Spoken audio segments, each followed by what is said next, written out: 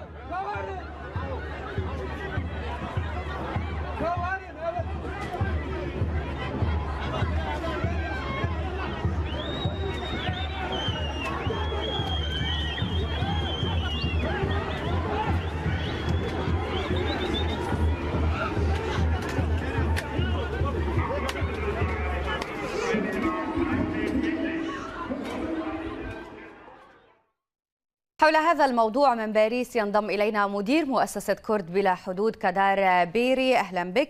وأيضا من برلين ينضم إلينا المحامي والكاتب الصحفي حسين شلبي، أهلا بكما. أبدأ معك سيد حسين، كيف ترى ما حصل في دوسلدورف مقارنة بما حصل في الرقة؟ مساء الخير. حقيقة المنظر في دوسلدورف مثير للشفقة، يعني هؤلاء الذين جعلوا من قضية صور أوجلان قضية لهم، هؤلاء فعلا مثيرين للشفقة. فالقضية الكردية أكبر من شخص واحد. القضية الكردية هي قضية شعب، يعني بحاجة إلى عمل، وليس قضية يعني استغلال هذا الظرف أو ذاك لرفع صورة. و يعني القضية الكردية حزب العمال الكردستاني لم يقدم لها حقيقة أي حل، يعني سواء كان ذلك في سوريا او خارج سوريا. عبد الله أوجلان زعيم حزب العمال الكردستاني ليس موجودا في دوسلدورف، هو موجود في جزيره امرالي تركيا. على هؤلاء وعلى من يدفع بهم للتظاهر في المانيا لرفع صوره ان يذهب الى تركيا. هنالك ملايين الكرد، ملايين، يعني يقولون ان هنالك يصل العدد الى 20 مليون. على هؤلاء ان يخرجوا الى الشوارع التركيه ويتظاهروا ويشتبكوا مع البوليس اذا ارادوا. اما يعني الذهاب الى مكان اخر واستغلال يعني تسامح او تساهل البوليس وعدم توقع رد فعل حقيقي لمخالفه القانون، فهذا امر فعلا يعني مخزي. نعم. بالنسبه لمقارنه المساله بالرقه، يعني الموضوع يتعلق بان هذا الحزب يعني يفعل ما يشاء، يقوم بهذا العمل فقط لمجرد ان لديه السلاح ويستطيع أن يفرض الأجندة التي يشاء، يستطيع أن يرفع الصور التي يشاء. في اللحظة التي ينزل في هذا الحزب سلاحه كما أقول دائما عن الرأس الكردي، حقيقة هنالك للكرد أولويات أخرى، وصور عبد الله أوجلان ليست قضية كردية سورية بتاتا، ولا تدخل في أولويات الكرد السوريين نهائيا. نعم. نعم، انتقل في السؤال للسيد كدار بيري. يعني على الرغم من العداء الألماني التركي، إلا أن ألمانيا ورغم احتضانها للأكراد لم تسمح برفع صور أوجلان. لماذا يتم التساهل مع رفع هذه الصور في المناطق العربية على الرغم من أن أوجلان مصنف على أنه إرهابي وزعيم ميليشيا؟ تحية لك ولمشاهديكم. دعيني في البداية فقط وبهذه المناسبة عبر قناتكم أن أوجه بالتحية إلى القائد عبد الله أوجلان في سجن إمرالي، وأطلب بالحرية له، وأطالب عبر قناتكم المنظمات الدولية بالتوجه إلى سجن إمرالي لتبيان حقيقة وصحة وضع القائد المفكر عبد الله أوجلان. نعم، يعني ولكن سيد كدار اسمح لي، يعني من منصتنا هنا في أورينت، يعني نحن هنا لسنا منصة لدعم الإرهاب، وخصوصا يعني أن أوجلان هو منصة إرهابية. أنت إذا عم تدعو له يعني عم تدعيه بشكل شخصي، خصوصا أنه مصنف إرهابي وصاحب وزعيم ميليشيا يعني وفق القانون الدولي وليس وفق ما أراه أنا أو ما تراه أنت. أتحدث إليك عبر القانون الدولي وعبر التسميات الإرهابيين، فكل المنظمات الفلسطينية هي منظمات إرهابية، هذا حسب القانون الدولي. نعم. فهل هذا الأمر صحيح؟ هل يرضى العربي بأن تكون منظمة التحرير الفلسطينية منظمة إرهابية؟ هكذا نحن الكرد أيضا لن نرضى أن تكون حزب العمال أو يكون يعني منظمة التحرير سيد يعني كدار هي ليست منظمة إرهابية، وهذا خارج سياق هذا الموضوع. يعني نعود مجددا للسؤال، كيف ترى كيف ترى إنزال أو سيطرة القرار الألماني؟ سيد كدار فقط لو سمحت، يعني لنعود إلى هذا الموضوع. يعني لماذا يتم التساهل مع رفع صور أوجلان المصنف إرهابي في مناطق العرب، على الرغم من أنه ألمانيا لم تسمح برفع هذه الصور وأيضا أصدرت حظر مطلق عن رفع هذه الصور؟ لماذا أنتم كقناة تعتبرون أنفسكم طرف؟ وعليكم أن تكونوا حياديين وتطرحوا السؤال بحيادية، ليس كما ذكرت أنت بتقريري بأن سحقت صور عبد الله أوجلان، بينما صور عبد الله أوجلان رفعت في كل المناسبات وسترفع في المناسبات القادمة بكل الأماكن في أوروبا. أيضا كان هناك للمحكمة البلجيكية حيث يقطن ضيفكم ولا أعلم من أين هو، كيف يسمي حاله، يعني كيف يسمي نفسه كردا، أستغرب من هذا الأمر. نعم. في بلجيكا نفسها أقرت المحكمة بأن ما يحصل في تركيا هو نزاع مسلح بين الطرفين، أحدهم الكرد والآخر هو التركي، وترفع صور عبد الله أوجلان. أما بالنسبة لسياسة الدولة الألمانية وما قامت به، فما قامت به الدولة الألمانية عمل مخزي ومشين بحق الإنسانية وبحق قوانين حقوق الإنسان. أليس من حق الإنسان أن يعبر عن رأيه؟ فأنا سأخرج وسأعبر عن رأيي برفع صور القائد عبد الله أوجلان. نعم. تتحدثون عن بصفة إرهابي، بينما أفكار عبد الله أوجلان الآن تدرس في الجامعات الأوروبية والجامعات الأمريكية. هناك أيضا في جامعات البريطانية أن يكون هناك منهاج دروس عبد الله أوجلان في علم الفلسفة وعلم السياسة في الجامعات البريطانية. أما بالنسبة لرفع الصور في مدينة الرقة وتحديدكم بالكلمة بأنها عربية، إذا ابتعدوا عن باقي المناطق الكردية إن كانت، يعني كنتم حريصون على هذه التسميات. نحن ننظر إلى الرقة مدينة سورية كانت تحوي الإرهاب، قمنا بتحريرها. مكونات سوريا، مكونات روج آفا شمال سوريا كاملة، كردا وعربا وتركمان، قمنا بتحرير تلك المدينة. نعم. طيب دعنا نرى رأي السيد حسين في هذا الموضوع. سيد حسين، سيد كدار وضحت الصورة إلى نقطة ما، ويعني سيد كدار يعني سمعتك إلى نقطة جيدة ووضحت الصورة. دعني أرى يعني رأي السيد حسين شلبي فيما تقول. فقط كنت تقاطعينني سيدتي. طيب سيد حسين، عذرا يعني الوقت لا يكفي سيد كدار. سيد حسين، كيف ترى ما تحدث به السيد كدار؟ حقيقة أنا لا أريد أن أعلق عن رأي شخصي يدلي به شخص أنا لا أعرفه يسمي نفسه كرد بلا حدود، وهو حقيقة منظمة أوجلان بلا حدود. يعني أنا لم أسمع، أنا منذ 19 عاما في ألمانيا ويعني لي اطلاع جيد على الوضع في أوروبا، لم أسمع بأن فلسفة أوجلان تدرس في أي مدرسة وليست جامعة أوروبية. لا أعلم، لا تتابع فقط ما تريد أن ما يهمك أو ما ترتزق منه. نعم. ولكن سيد كدار أيضا يعني كفلسفة للسيد أوجلان، يعني ما هي أبرز إصداراته؟ يعني شاركنا فيها، بما أنه نحن بنعرف بأنه هو زعيم ميليشيا وهو يعني زعيم يعني عصابة مسلحة. ما هي أهم إصداراته كفيلسوف أو ككاتب كتدرس؟ على قوة الشعوب، ألا تكفي بنبذ القومية؟ أليس ضيفك من هناك الذي من برلين أو من ألمانيا لا أعلم من أي مكان، أليس يعادي القائد عبد الله أوجلان لأنه يقول لا للدولة القومية، لأن الدولة القومية جلبت الويلات، للعرب كذلك وللترك كذلك؟ ماذا استفاد الأتراك من الدولة القومية التركية، وماذا استفاد العرب من البعث السوري والبعث العراقي في كل المناطق؟ ألا تجلب الويلات؟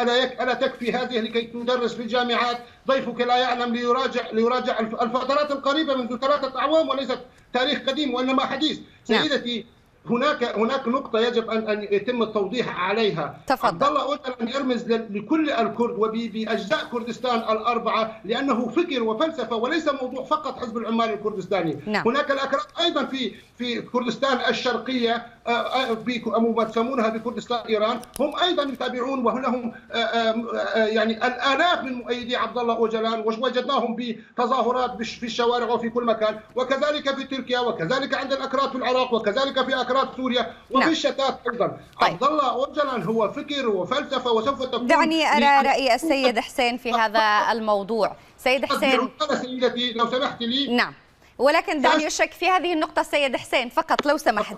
يعني يتحدث السيد كدار بيري عن أن عبد الله أوجلان هو فكر وفلسفة، هل فعلا عبد الله أوجلان هو فكر وفلسفة؟ أنا حقيقة لا أعرف لهذا الشخص أي كتابة جدية أو أي فلسفة ممكن أن يأخذ المرء على محمل الجد.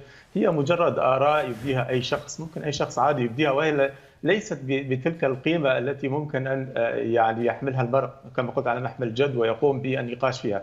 فقط أقول نقطة واحدة، أن هذا الحزب يغيب عن القضايا الكردية الحقيقية. عندما تكون قضية كردية حقيقية هذا الحزب يطبل ويزمر من بعيد وليس له وجود. فرضا ما حدث مؤخرا في كردستان العراق من هجوم ميليشيا الحشد الشعبي الإيراني على كركوك وقيام البيشمركة بإعادة موضعهم يعني وتقوية خطوطهم الدفاعية الأساسية، هذا الحزب قال وادعى بأنه سيدافع عن كركوك وسيحولها إلى بحر من الدماء، وكانت له يعني كانتون شنغال ولا أدري قصص طويلة عريضة.